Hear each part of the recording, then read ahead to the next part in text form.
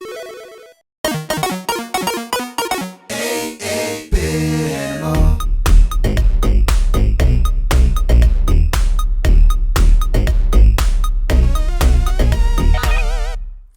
you doing, good people? This is the 8-Bit Animal, and I've said it so many times. Over the years, I've said it on here a bunch of times. I've said it to random people that I've talked about video games with. Back on the NES, Natsume did not miss. Natsume, before they kind of really got into whatever they've been doing since, they were purveyors of some of the finest action games on the NES. Their development credits include Power Blade, Power Blade 2, Shatterhand, was it Kickmaster? I want to say they did Kickmaster. I might be wrong, but some of the finest action games. They have always given us truly incredible bits of action gaming. And the game I'm going to talk about today is definitely a prime example of that. I've actually talked about this game once before on this channel. I did an unboxing of today's game and my copy of Shadow of the Ninja that I got as far as reprints that Limited Run Games did not too long ago. And I was so happy to be able to get copies of both at reasonable prices because let's keep it a buck. Resellers ain't fighting fair. They jacking up prices. They making us pay stupid numbers for hard to come by video games. It's ridiculous. And I was so happy that this happened, just like I was happy that reprint of Metal Storm happened, and that we finally got a US physical release of Holy Diver, and that Retrobit did Mega Man the Wily Wars, all that stuff, because it's all worth it, you know? But I'm going to talk about one particular game today, and I'm going to talk about it in more detail than I did when I unboxed it. Today, we're going to talk about Special Cybernetic Attack Team, or S.C.A.T. Now, this game went by 3 different names, including this unfortunate acronym.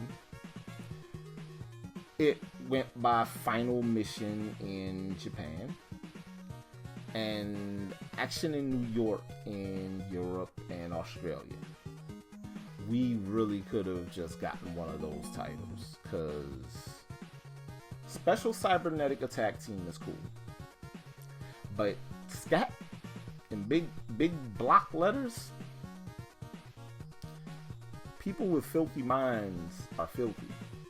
That's all I'm gonna say about that. As far as this game is concerned, though, this is an absolute masterpiece. It's short, but it's a phenomenal video game.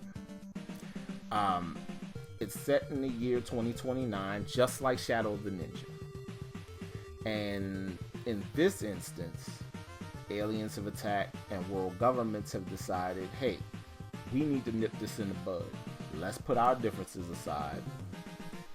We're going to form a team and we're going to send some folks to go ahead and punch them in the mouth.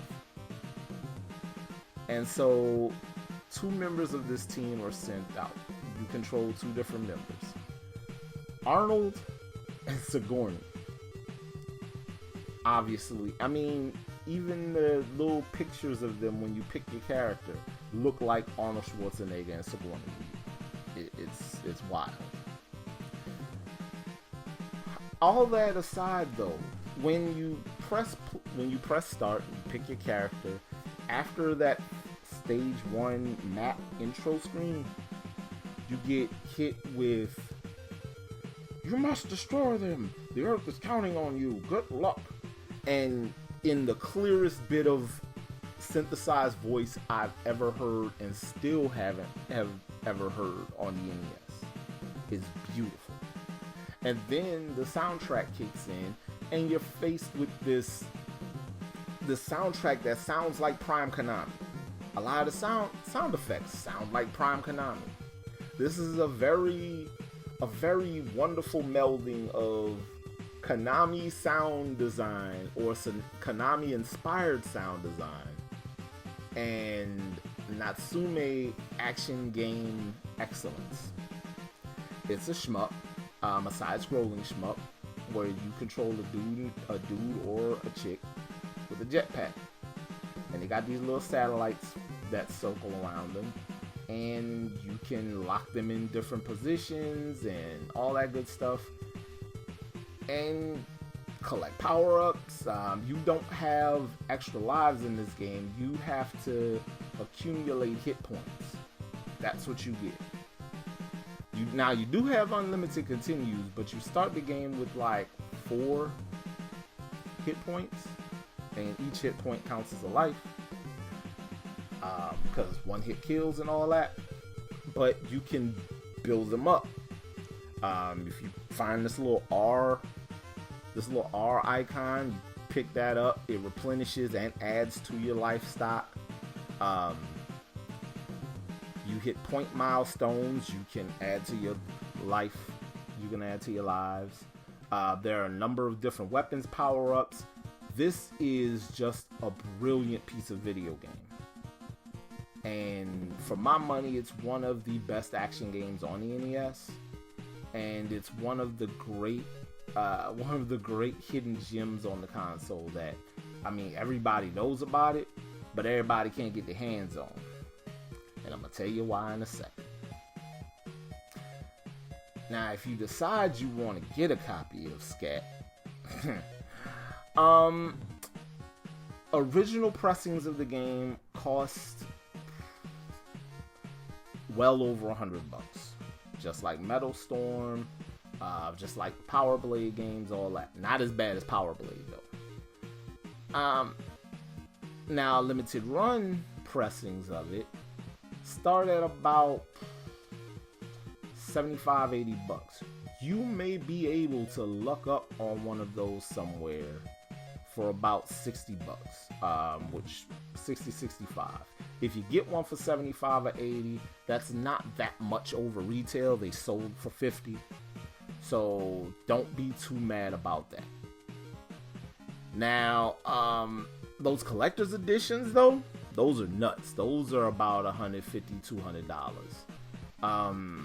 And honestly, that's a big whatever.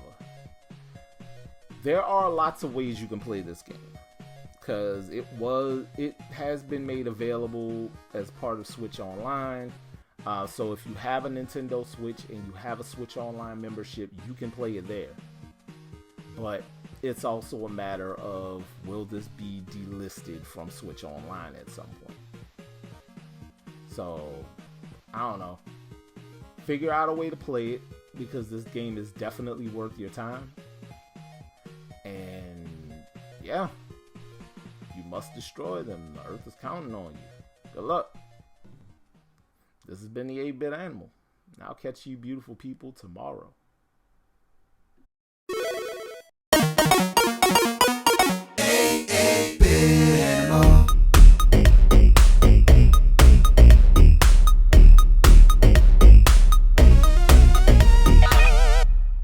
Tomorrow.